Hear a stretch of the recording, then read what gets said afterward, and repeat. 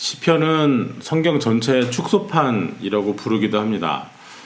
모세로부터 에스라 시대에 이르기까지 거의 1000년의 기간 동안 드려진 신앙의 고백, 그리고 하나님을 향한 찬양이 시편에 들어 있습니다.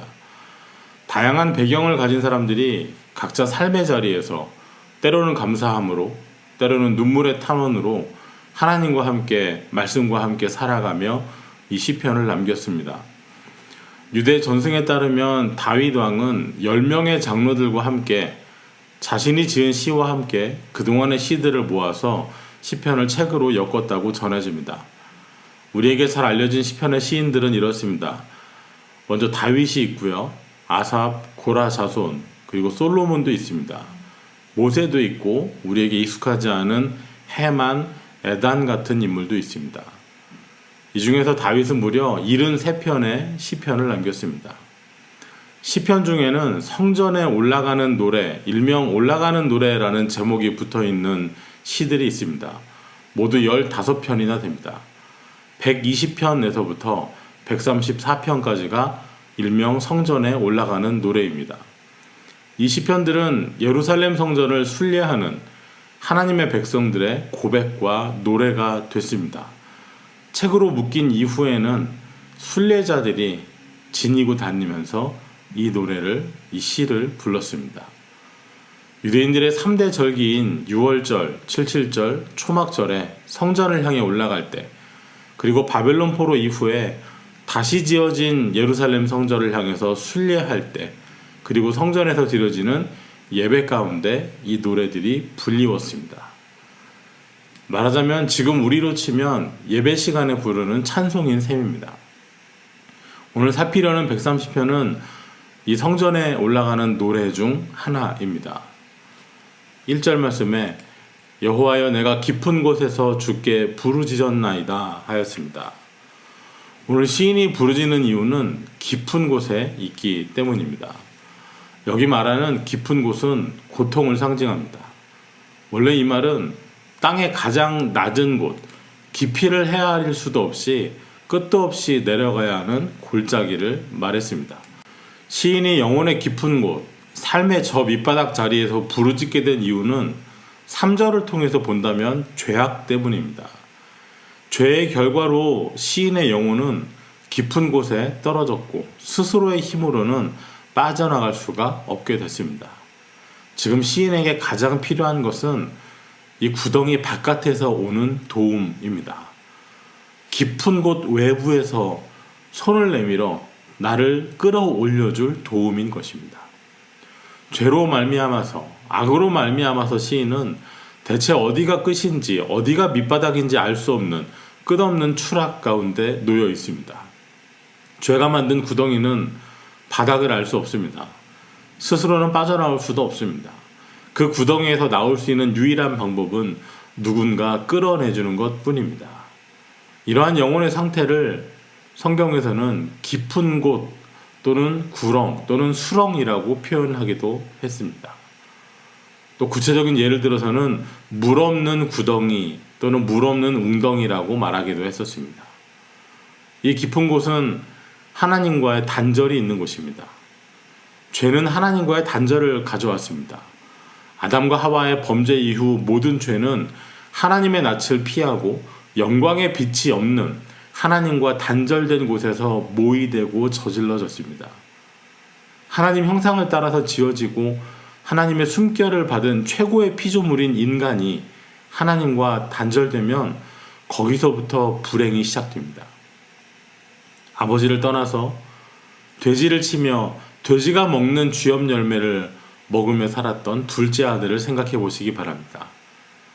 이 아들의 불행은 아버지로부터 멀어질 때 시작됐습니다. 탕자의 불행은 그가 아버지를 사실상 죽은 것으로 여기고 아버지를 멀리 떠났을 때부터 시작된 것입니다. 반대로 아들의 행복과 기쁨은 그가 아버지와 가까워질수록 회복되어 갔습니다. 오늘 깊은 곳에서 부르짖는 시인의 심령은 스스로 돌이키며 내 아버지 집에는 양식이 풍족한 품꾼이 많은데 나는 여기서 줄여 죽는구나 라고 탄식하는 탕자의 탄식과도 같습니다. 우리 영혼과 삶에 깊은 곳을 만났을 때, 빠져나가지 못할 골짜기를 만났을 그때 우리가 해야 할 일은 하나님을 향해 부르짖는 것입니다. 하나님의 도움이 필요해서 부르짖고 있지만 죄인에게는 큰 문제가 하나 있습니다. 죄를 지니고서는 하나님 앞에 설 수 없다는 것입니다. 이 문제는 아담과 하와 이후 모든 사람에게 동일하게 있는 문제입니다. 누구도 자유롭지 못합니다. 하나님 앞에서는 나는 무죄라고, 나는 죄 없다고 말할 수 있는 사람이 단 한 사람도 없습니다. 로마서 3장 23절입니다. 모든 사람이 죄를 범하였음에 하나님의 영광에 이르지 못하더니. 하나님의 영광에 이르지 못했다는 것은 영광에 도달하지 못했다거나 어떤 영적인 수준에 이르지 못했다는 것이 아니라 하나님 앞에 설 수 없음을 말하는 것입니다. 이 사실을 오늘 3절은 이렇게 말했습니다. 여호와여 주께서 죄악을 지켜보실진데 주여 누가 서리이까. 하나님 앞에 설 수 있는 사람이 아무도 없습니다. 이것이야말로 절망입니다. 깊은 곳에 떨어져 부르짖고 있으나 어떤 방법으로도 하나님께 나아갈 수 없는 죄인의 참상입니다. 우리 이어지는 4절 말씀을 함께 읽어보겠습니다. 그러나 사유하심이 주께 있음은 주를 경외하게 하심이니이다. 그러나, 이 그러나라는 한마디가 얼마나 큰 위로가 되고 소망이 되는지요. 깊은 곳에 있습니다. 부르짖습니다. 귀를 기울이소서 간절히 구합니다. 하지만 하나님 앞에 죄를, 악을 숨길 수가 없어 하나님 눈앞에 드러나니 공의로운 하나님의 도움을 청하고는 있으나 감히 그분 앞에 설 수는 없는 처지였습니다. 이 고통에 그러나라고 하는 한마디, 여기서부터 영혼 구원을 향한 반전이 시작됩니다. 그러나 주께는 사유하심이 있습니다. 사유라는 말은 용서하다, 사면한다는 말입니다. 사람의 죄에 대한 하나님의 용서가 사유입니다. 죄로 말미암아 사람은 영원한 죽음에 떨어졌습니다. 그야말로 깊은 곳입니다. 하나님과 사람 사이에 막힌 담도 세워졌습니다. 모든 것이 사람이 저지른 죄 때문입니다. 죄 때문에 생긴 문제를 사람은 스스로 해결하지 못합니다. 죄 문제 해결은 사랑하시는 하나님의 사유하심, 곧 용서에서 시작됩니다. 우리가 잘 알듯이 하나님의 용서는 하나님 자신이신 그리스도 예수께서 성육신하셔서 십자가에서 죽으심으로 이루어졌습니다. 사유하심이 주께 있음은 주를 경외하게 하심이라. 하나님께서 인생들의 죄를 용서하시는 까닭은 이 용서를 통해서 하나님의 은혜를, 하나님의 자비하심을 깨닫고 하나님께 돌려드려야 마땅한 경외를 배우기 위한 것입니다. 이것을 두고 성경은 그의 이름을 인하여 혹은 그의 이름을 위하여라고 말합니다. 용서와 경외는 항상 함께 있습니다. 용서받은 사람은 자신을 용서하신 이를 경외하게 됩니다. 죽음으로 대가를 치루어야 하는 죄를 용서받은 사람은 당연히 자기 생명을 보존케 해주신 이를 마땅히 두려워하고 존중하고 공경하고 그 앞에서 삼가하고 또한 사랑하는 것입니다. 이것이 경외입니다. 용서받았다고 구원받았다고 말은 하면서도 하나님을 두려워하지 않은 사람이 있다면 그의 구원은 그저 그의 입술에만 있는 말뿐일 수도 있습니다. 죄를 용서받았으면서도 여전히 죄악에 물든 본성을 따라 또다시 죄 가운데로 들어가고 하나님을 가벼이 여겨서는 안 됩니다. 그래서는 안 됩니다. 하나님께서 우리를 용서하시기 위해서 치르신 대가를 깊이 생각해야 합니다. 아들을 죽이기까지 우리를 사랑하신 하나님이십니다.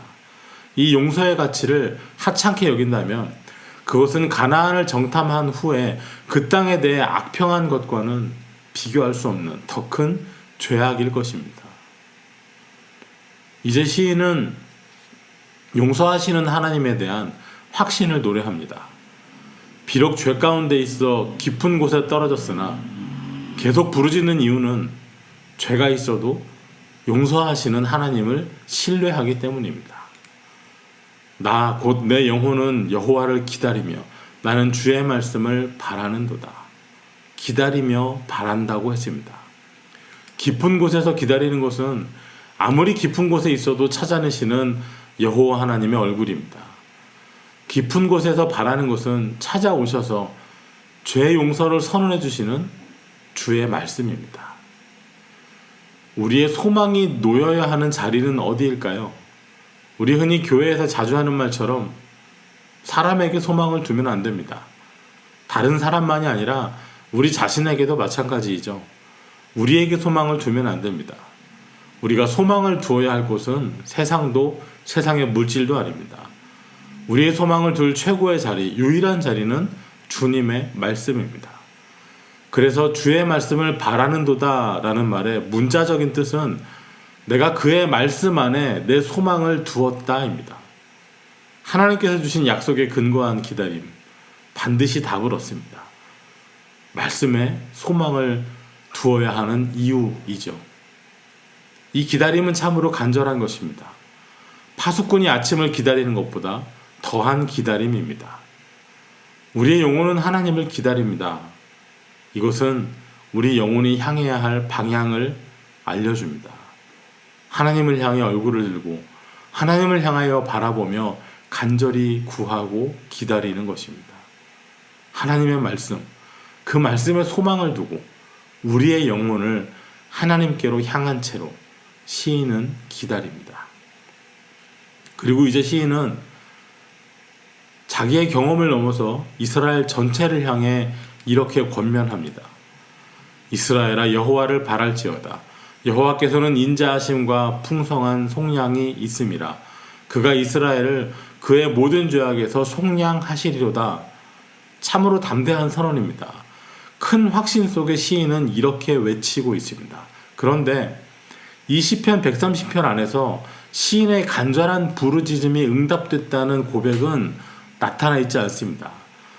내 소리를 들으시며 나의 부르짖는 소리에 응답하셨도다. 그러니 너희도 나처럼 여호와를 바랄지어다. 이런 고백이 일어나지 않았습니다. 시인은 여전히 부르짖습니다. 지금도 시인은 말씀에 소망을 두고 하나님의 도움을 기다립니다. 그러나 아직도 이 기다림에 대한 응답은 아무것도 일어나지 않았습니다. 아직 부르짖고 있습니다. 아직 기다리고 바라고 있습니다. 시인에게 파수꾼의 아침은 아직 오지 않았습니다.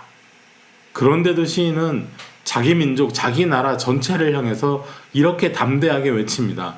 이스라엘아 여호와를 바랄지어다. 이제까지는 자신의 개인적인 고통이었습니다. 그가 부르짖었던 자리는 이스라엘의 깊은 곳이 아니라 자신의 깊은 곳이었습니다. 들으시고 귀를 기울여 주시기를 바란 것은 내 소리였고 나의 부르짖는 소리였습니다. 이런 사람이 지금 이스라엘 전체를 향해 여호와를 바라라 하며 권면하고 또 권면합니다. 이 모습을 조금 냉정하게 보면요, 자기 문제 해결해 달라고 기도한 것도 아직 응답이 없어서 여전히 부르짖는 사람이 나라와 민족을 향해서, 모든 이웃을 향해서 당신들 걱정하지 말라고, 문제가 있으면 하나님께 바라라고 말하는 셈입니다. 당장 자기 먹을 것도 없어서 배고프고 있는 사람이 이웃을 향해서 우리 먹고 사는 것 하나님이 책임지신다고 말하고 있을 때, 자기 몸 아픈 것도 어떻게 해결 못해서 기도하는 사람이 다른 아픈 사람 볼 때마다 기도하라고 하나님이 고쳐주신다고 말하고 있을 때, 그때 사람들은 뭐라고 말할까요? 너나 잘하세요 하지 않겠습니까? 신약에서 딱 이런 상황에 있던 분이 있지요. 사도 바울입니다. 육체에 가시가 있어서 3번이나 간구하였으나 오히려 주님께서는 내 은혜가 내게 족하다 하시면서 내 능력이 약한 데서 강하여진다고 하셨습니다. 고린도 교회 어떤 사람들이 바울이 사도라는 사실을 의심할 때 이런 사실은 큰 흠이었고 약점이 되기도 했습니다. 그러나 결국 바울은 오히려 이것을 자랑했습니다. 자기 깊은 곳에 있는 가시를, 그 약점을 오히려 자랑하였습니다. 시편 130편의 제목은 깊은 데서였습니다. 우리 한글 성경에는 제목이 나타나 있지 않습니다만은 오래전에 사용하던 라틴어 번역에는 이런 제목이 있었습니다. 바로 그것이 깊은 데서입니다.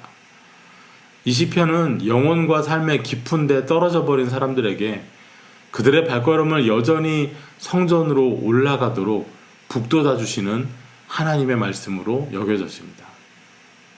우리는 시편 130편으로 부르지만 이 시편의 오래된 제목은 성전에 올라가는 노래 중에 깊은 데서인 것이지요. 성전을 향해 순례의 길을 떠난 성도들에게 이 시편은 어떤 의미가 있었을까요? 이 시편을 입으로 부르는 고백하는 그들의 마음은 어땠을까요?